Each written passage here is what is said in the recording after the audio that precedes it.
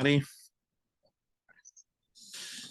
Okay, today's daf, Be'ezras Hashem, is Masechta Menachos Daf Ayin Beis 72.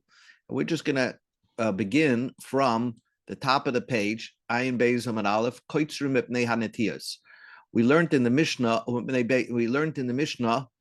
as discussed, that there is an Aveira to harvest your field prior to the bringing of the Omer.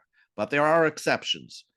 And one of the exceptions is because of Beis Evel and Beis HaMedrash, which means that if you could harvest your field to make room for somebody to perform the mitzvah of Nicham Avelim, it was done in a public setting where the oval sat in the middle and everybody was sat in rows around him and said the bracha.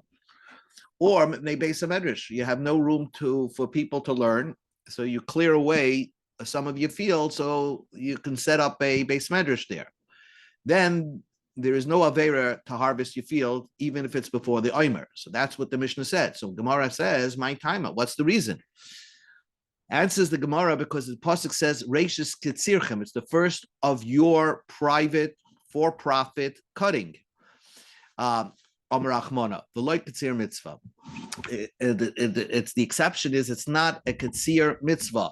That means the only Isser to cut before the Omer is only if you're cutting for your own profit, not if you're cutting for a particular mitzvah, such as Beis Evel, Beis Medrash. So if you're cutting for that reason, then it's permitted. However, it's not a blanket heter. Why? V'lo yase krichos. You're not allowed to make them into krichos. Once you are allowed to cut, let's say because of a Beis Evel and Beis Medrash, you're not allowed to make them into bundles, tied bundles of a manichem tzuvasim. You harvest your field and leave it untied. My tama, what's the reason? The kamo de efshel lo tarchinu. We try not to put you we try not to make it so easy that whatever we try to minimize the bother, that's what we're going to do. So we're not going to allow you to, although you have a heter to start cutting your field, don't make it into bundles and to finished products. Then the Mishnah says, like this. We're on Ayin Beis Amud Aleph, just by the fifth line. Tanu Rabbanan. Okay, so the Mishnah said, mitzvah ha'omer lahavi min hakama. The mitzvah of bringing let's say the barley, right, to make flour out of it for the mincha had to be from standing grain. Okay, but Tanu Rabbanan, that's a mitzvah to bring it from standing grain. Tanu Rabbanan, the rabbis taught, v'im ta'akrev minchas bekurim. A pasuk in last week's Sedra. The im means when you're going to bring the minchas ha'omer. Im means when you're going to bring the minchas ha'omer. So ma Talmud loimer. What is the pasuk? We have a pasuk already that teaches us to bring the mincha omer. Why? What's this pasuk in Parshas Vayikra teaching you? The mitzvah omer lahavi min hakama. The mitzvah omer is mahachal chemish bakama. So there, the Torah tells you to bring the omer, the flour. You should cut from standing grain. Let's say if you can't find standing grain to bring the omer, let's say they're looking around you, the base of Mikdash, and they can't find a barley field with standing grain in there. Yavi min ha'omer, then you could bring it from bundles. Then you don't have to do any ketzira. You could bring it from bundles. If it was already harvested and cut, you're allowed to bring the omer mincha from bundles. How do you know that? Talmud loimer takriv. The Torah says always makriv your mincha. Whether you find standing grain or not, you should bring that mincha. Davaracha, another lesson from the word takriv. Takriv lefisha mitzvah lahavi min alach. There's a mitzvah that if you're going to use barley grains, you should make sure that they're moist, they're fresh, they're not dried. Menayin, how do I know? If you can't find moist grain, yavi min yavesh, you have to bring from dry grains, even if you're going to go far away from Yerushalayim and cut barley stalks and then bring it back to Yerushalayim, it's going to be dried out. How do you know that's also okay? Talmud Bavli Daf Takrif, whatever the grains that you find, um, you bring to the base of Mikdash, even if it turns out it's dry. Now, how do you know it had to be lechatchila moist? Because that's what caramel means. Caramel, it's like soft and brittle, and like wet a little bit. Davar achar, what do you learn from the takriv? There's a mitzvah to cut the oimer by night. And we're going to learn that not everybody's going to agree to that, but there's a mitzvah to cut that night. When? At night, of course, the matzah, first day of Pesach. Menayim she'im niktzah bayoim, but let's say they didn't cut at night. They waited to Chalamoid Pesach, the first day Chalamoid Pesach. And if they cut then, it's kosher. That the mincha is kosher. That means you didn't make the mitzvah to cut at night, but if you cut during the daytime, that's fine. I mean, you missed the mitzvah, but the mincha is still kosher. Talmud Bavli Daf. You could use that as your mincha. Not only that, v'doichas is Shabbos. Let's say the first day of Pesach is Friday. So you had your Seder Thursday night, Friday is Pesach, and then Friday night is the first day of Chalamoid. How do you know the cutting of the Omer overrides Shabbos? You're allowed to cut the Omer on Shabbos. Talmud Bavli Takrif, bring it no matter what happens. So you learned a lot of things from this word Takrif. Takrif kolshu. You bring it whether it's standing or not standing. Takrif mikol makom, you bring the Omer whether it's close to Yerushalayim, if the barley is close to Yerushalayim and wet, or if it's far away and by the time it gets to Yerushalayim, it's dried out. Takrif, Lafilu b'Shabbos. You bring it even on Shabbos. The hakrovas Omer, the actually, throwing the kamitza onto the mizbeach and burning it is also, and the mitzvah cutting it according to this brisa is override Shabbos. Takriv vafilu betuma, and even betuma, even if it became tameh, you're allowed to bring the omer. Again, we've seen what the omer is. The omer is basically a flour offering that was waved prior. Then did the kamitza of this flour offering and brought it onto the mizbeach. You could see, and then what happened? And then the rest was eaten by the kahanim as a barley bread. So now we learned in the Mishnah. We learned in this brisa, nikza bayoim kosher. If b'diavad you cut during the day, you harvested during the day, it's kosher. Okay, so let's say matzah Pesach, they couldn't cut. They can cut on the day that they're bringing the oimer, the first day Chalamoid.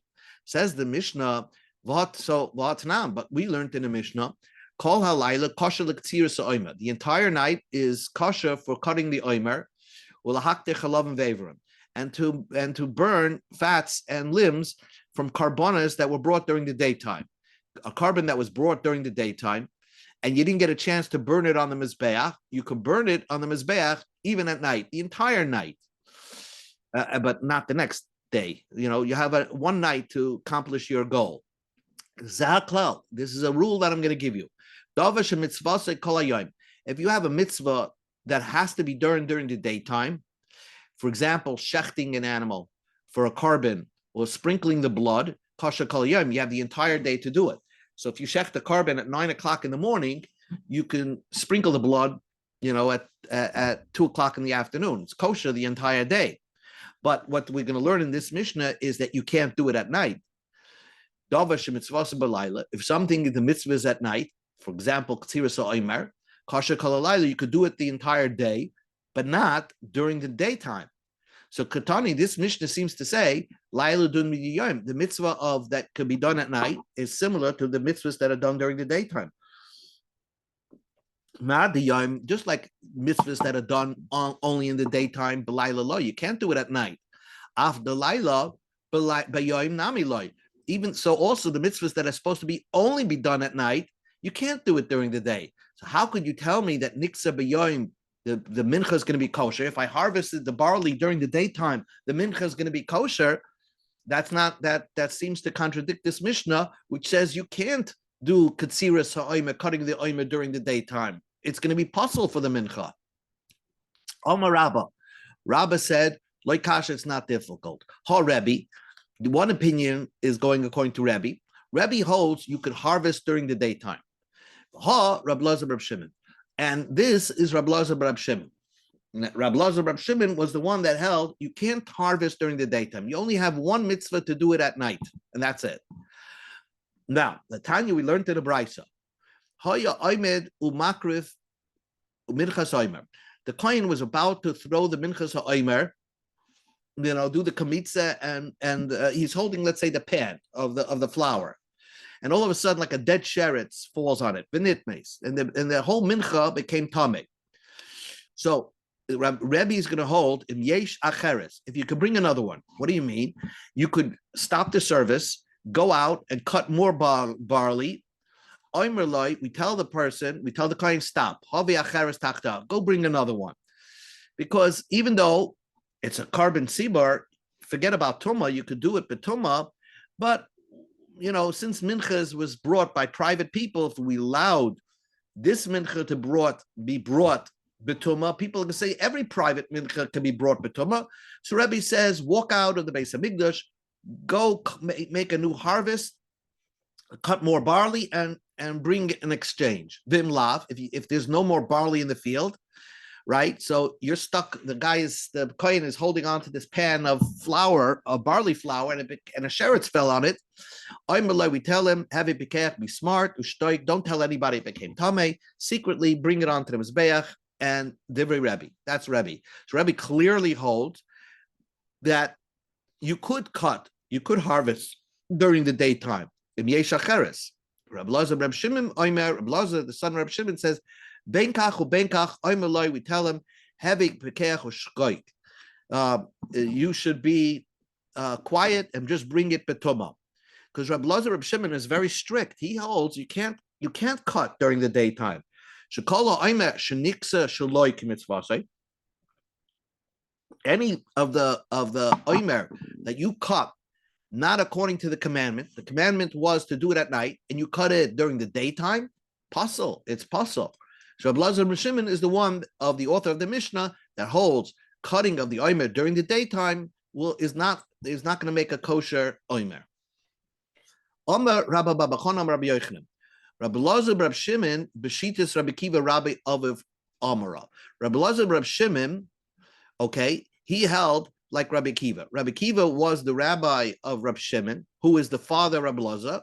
So Rabbi Lazar liked Rabbi Akiva's opinion, because Rabbi Yochanan is going to explain how Rabbi Lazar came up with his opinion of that you can't cut during the daytime. Why? For two steps. There are two steps of how Rabbi Lazar came up with his opinion that you can't cut omer during the daytime. The Tanakh we learned in the Mishnah. Klal Amar Rabbi Kiva. Rabbi Kiva says this rule: Kol malacha she'efshar l'soisa me'erev Shabbos. Any malacha that can be done in erev Shabbos, Eina doiches Shabbos, will not override the Shabbos. We know that you could do a milah on Shabbos.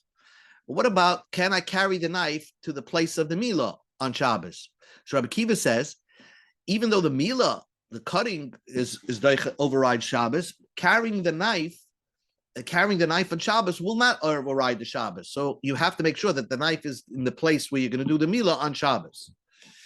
Okay, because since it's possible to prepare the milah, the knife before Shabbos, it's not going to override Shabbos. Okay, that's step one. Rabbi Lazar, but Rabbi Shimon, Rabbi Shmuel, he holds like Rabbi Shmuel. The Amma K'tzirus Oimer Mitzvah. The Tanan Rabbi Shmuel Oimer Ma'achorish Rishus Av Katzirishus Yotzekzir Oimer Shi Mitzvah.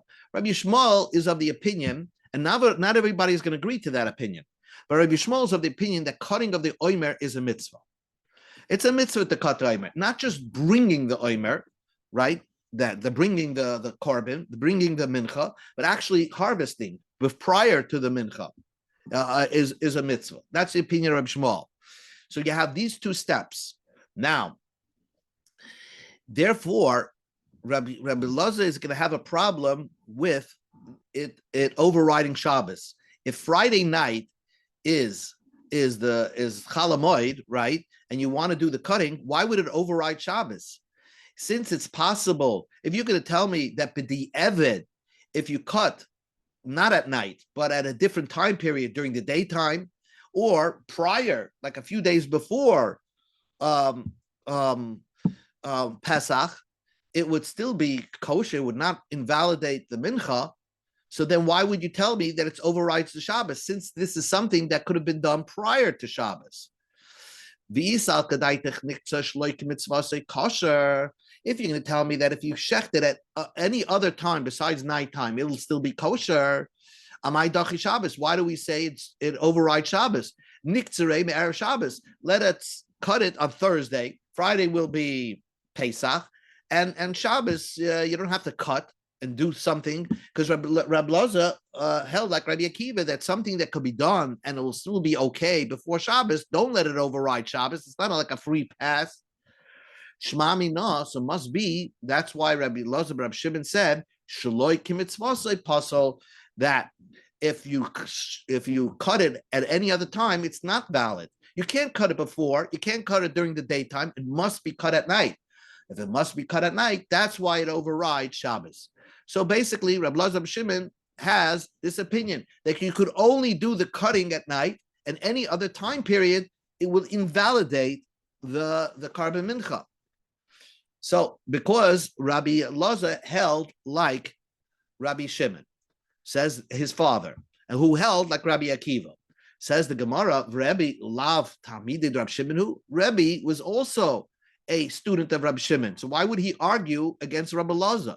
Rabbi Loza held like his father, but Rabbi Shimon was the Rabbi of Rabbeinu HaKadosh.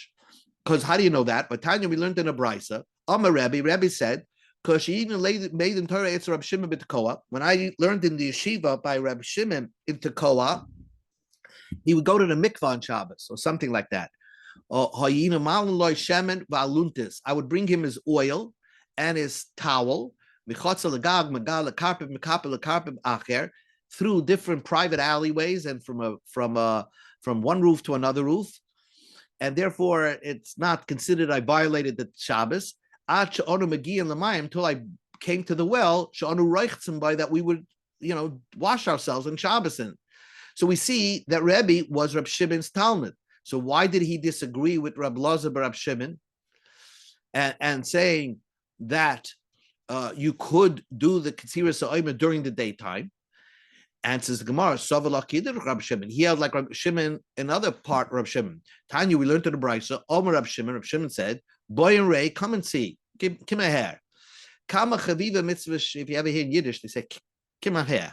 Kama chaviva mitzvah b'shaita. Look how beloved to do a mitzvah in its proper manner, in the timely manner. Shaharei, hekter chalovim ve'everim. Kasherim kol halayla. If you shech during the daytime,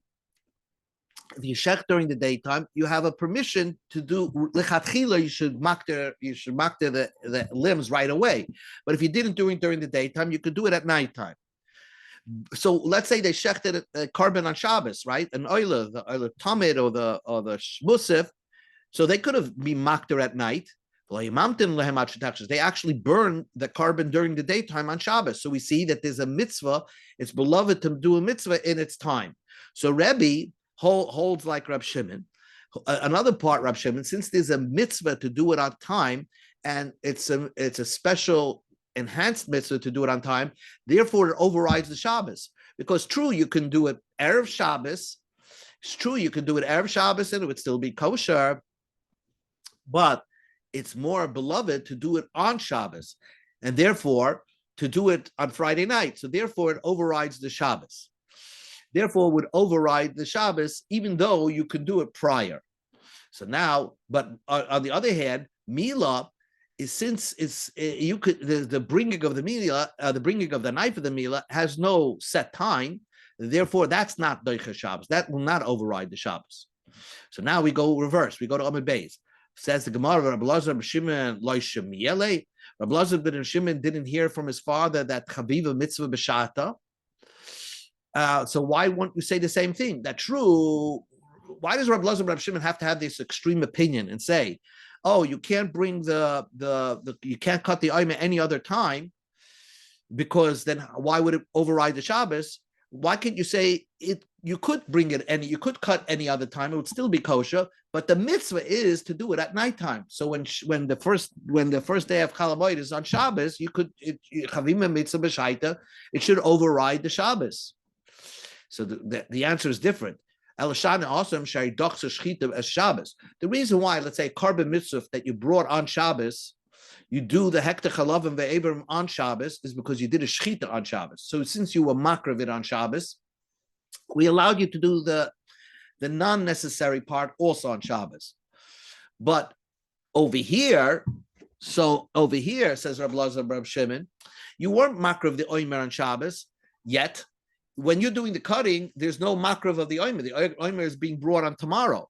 So since technically the cutting at night precedes the bringing of the oimer at night, and technically you can do it any other time besides Shabbos, it'll still be kosher. So Rabbi Lazar Reb Shimon said, if that would be true, then it would not override the Shabbos. So that's why Rabbi Lazar Reb Shimon has to have this opinion that you can never cut the oimer, the standing grain, anything but on Shabbos. And during the nighttime, it can never be done at any other time. And if it's done at any other time, it would be possible.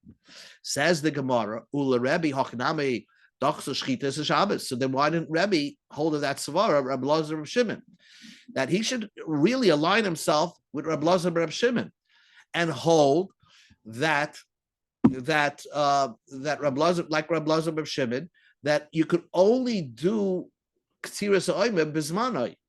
Otherwise, it would not be override the Shabbos. So the Gemara has this new opinion. Ella Ksava Rebbe holds Ksiras Oimer Loidachya Shabbos. Rebbe holds, yes, it's a mitzvah, but it would not override the Shabbos. And therefore, if it's not overriding the Shabbos, it must be that you can do it anytime. That's the opinion of Rebbe. It's a mitzvah, but it's not a mitzvah that overrides the Shabbos. And therefore, Rebbe holds you could do it any other time. Says the Gemara of Eloi, Rebbe doesn't hold that Ksiras Oimer can be done on Shabbos. Well, now we learned in the Mishnah, the Chachamim says that they would cut the Oimer on Shabbos. They actually had, three people there. So the like Rebbe. That Mishnah is not like Rebbe. Then there's another Mishnah that says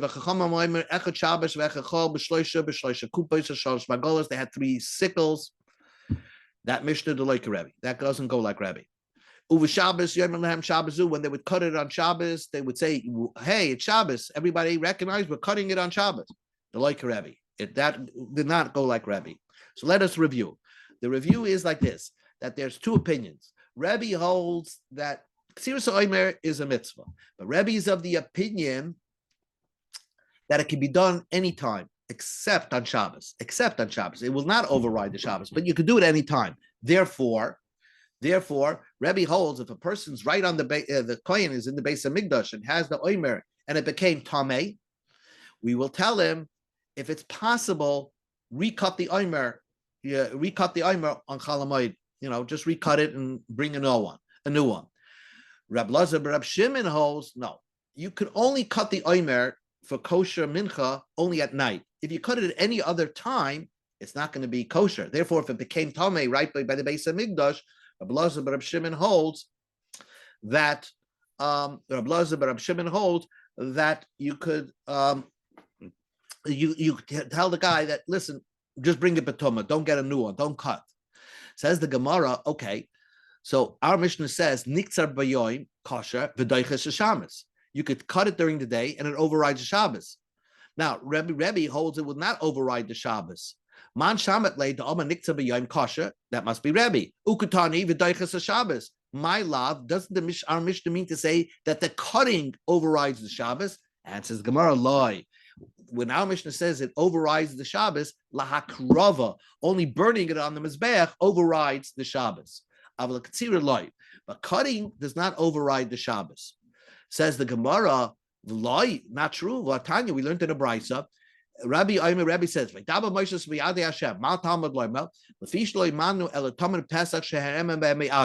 it says by the Korban Tamid and the Korban Pesach that they override the Shabbos. Do it in its time, even in Shabbos. Even if you're Tameh, bring the Korban Tamid, bring the Pesach.